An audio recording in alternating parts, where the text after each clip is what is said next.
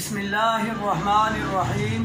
अस्सलामु अलैकुम वरहमतुल्लाहि वबरकातुह। हकीम हाफ़िज़ ज़ुल्फ़कार अहमद चौहान आपसे मुखातिब है।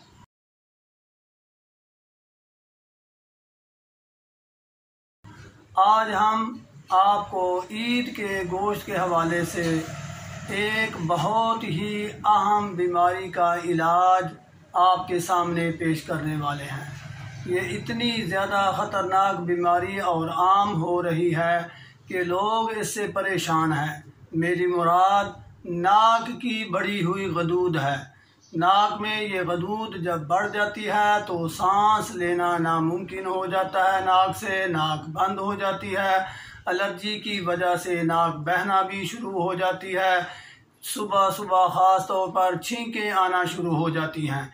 इंतहाई परेशान कुन इस मसले का हल ईद के गोश्त से हम आपके सामने पेश करेंगे, इसका इलाज।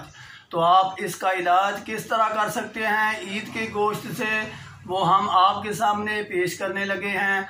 आप ईद का गोश्त उससे भी लुत्फ़ अंदोज़ हों, और जो मेरे भाई और जो आपके कोई जानने वाले नाक की गदूद के हवाले से परेशान हैं, उनको भी ये मशवरा दें कि वो ईद पर गोश्त खाएं, लेकिन जिस तरह हम बताएंगे उस तरह इस्तेमाल करें। किस तरह इस्तेमाल करें कि 1 किलो छोटा गोश्त हो, चाहे बकरे का हो चाहे छतरे का हो, लेकिन बकरे का गोश्त ज़्यादा बेहतर होगा।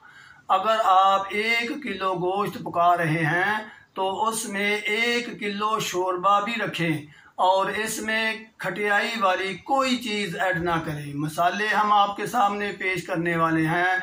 काली मिर्च या सब्ज़ मिर्च, काली मिर्च, नमक, अदरक, हल्दी, लहसुन, ज़ीरा सफ़ेद और धनिया। और अगर आप मिर्च ऐड नहीं करना चाहते तो सिर्फ नमक और हल्की सी काली मिर्च डालकर आप उसका शोरबा 1 लीटर ज़रूर तैयार करें। यानी 1 किलो गोश्त और 1 लीटर शोरबा। तो ये शोरबा आप पी भी सकते हैं, रोटी से भी खा सकते हैं, और ये गोश्त भी आप खाएं, लुत्फ़ अंदोज़ हों, और ये देखें कि ये नाक की गदूद का बेहतरीन इलाज ईद के दौरान लुत्फ़ अंदोज़ भी हों और इस मसले से जान भी छुड़ाएं।